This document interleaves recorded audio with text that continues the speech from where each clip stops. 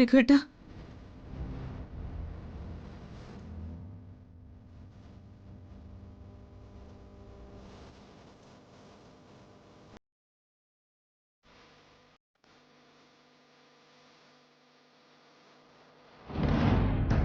അവനിപ്പോ ഇവിടുന്ന് പോയതേ ഉള്ളൂ.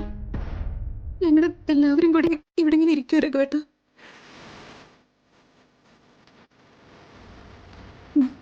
ശരി.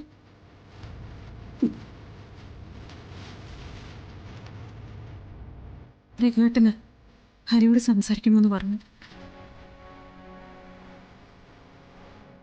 ഹലോ അങ്കിളെ. ഹരി സൂക്ഷിക്കണം. ഞാനിവിടെ വല്ലാത്തൊരു സിറ്റുവേഷനില്ല. പെട്ടെന്ന് എനിക്ക് തിരിച്ചു വരാൻ പറ്റുമെന്ന് തോന്നുന്നില്ല. കാര്യമൊക്കെ ഞാൻ പിന്നെ പറയാം. ശരി. പിന്നെ ഹരി, അവന്റെ പക അറിയാലോ. എപ്പോ വേണമെങ്കിലും അവൻ തിരിച്ചു വരാം. എന്റെ കുടുംബത്തിന് ഹരി കാവലുണ്ടെന്നുള്ള ഒറ്റ ധൈര്യത്തിലാ ഞാനിവിടെ നിൽക്കുന്നത്. അങ്കിള് ധൈര്യമായിട്ടിരുന്നു. ഇവിടെ ഒരു പ്രശ്നം ഉണ്ടാവില്ല. എല്ലാം തകർക്കാനായിരിക്കും ഹരി അവന്റെ ശ്രമം.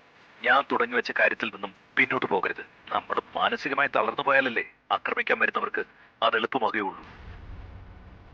എന്തുണ്ടെങ്കിലും ഞാൻ വിളിച്ചോളാം അങ്കിളെ. ആ ശരി. എല്ലാവരോടും എന്റെ അന്വേഷണം പറയണം. നന്നായി ശ്രദ്ധിക്കാനും. ആ ശരി. രഘു എത്ര ദൂരെയാ. അദ്ദേഹത്തിന്റെ ഉറക്കവും കളയാനായിട്ട് ഇവന് പറ്റുന്നുണ്ടല്ലോ, അല്ലേ സുജാതെ? ஹரி சார், ஜீவன் அவர் கண்டிப்பாக திரும்பி வரும் சார். நம்மக்கிட்ட இருந்து உதவி வாங்கிட்டு அவர் அடங்கி இருக்க மாட்டேன். അമ്മേ, നമുക്ക് എങ്ങോട്ടെങ്കിലും പോയാലോ? ജീവൻ നമ്മളെ കാണാത്ത എങ്ങോട്ടെങ്കിലും.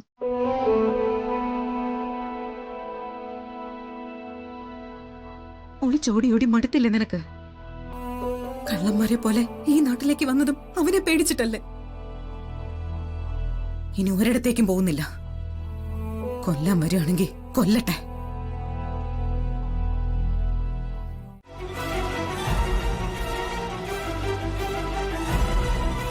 നിങ്ങൾ രണ്ടും എവിടെ പോയിരിക്കായിരുന്നു ഇതുവരെ? അത് ഞങ്ങൾക്ക് ഒന്ന് രണ്ട് സ്ഥലങ്ങളിൽ പോകണ്ടായിരുന്നമ്മേ.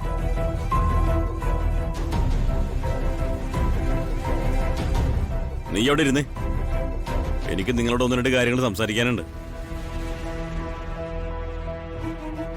മോളകത്തേക്കല്ലേ? വിപിനെ, വീണയെ മകളെ ഇവിടെ കൊണ്ടുവരാൻ ഞാൻ നിന്നോട് പറഞ്ഞത് എന്തിനായിരുന്നു?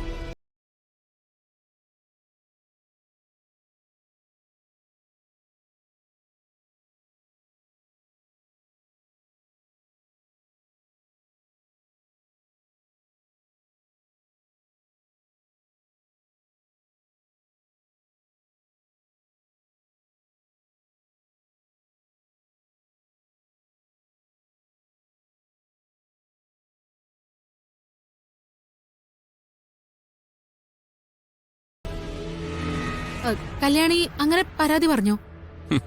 മോള് പരാതി പറയേണ്ട ആവശ്യം എന്താ? നിങ്ങൾ ചെയ്യുന്നതൊക്കെ ഞങ്ങൾ കാണുന്നുണ്ടല്ലോ.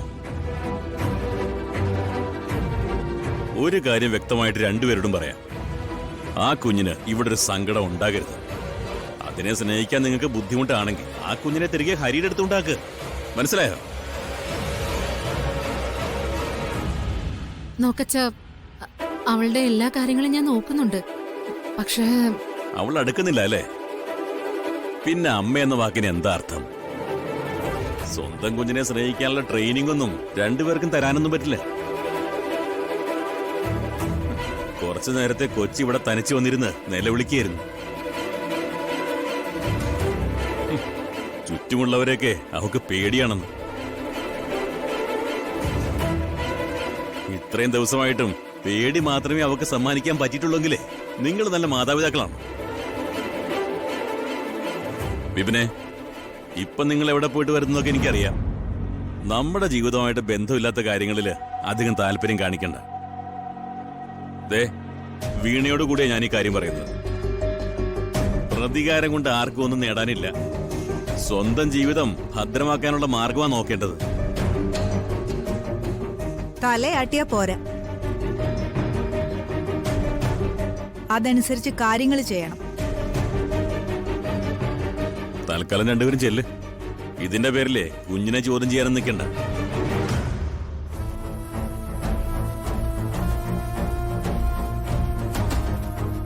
എടോ, വീണ വന്നു കയറിയ ദിവസം നമ്മൾ എന്താ കരുതിയത്? അവളെ പോലൊരു പെൺകുട്ടിയേ ഇല്ലെന്നല്ലേ?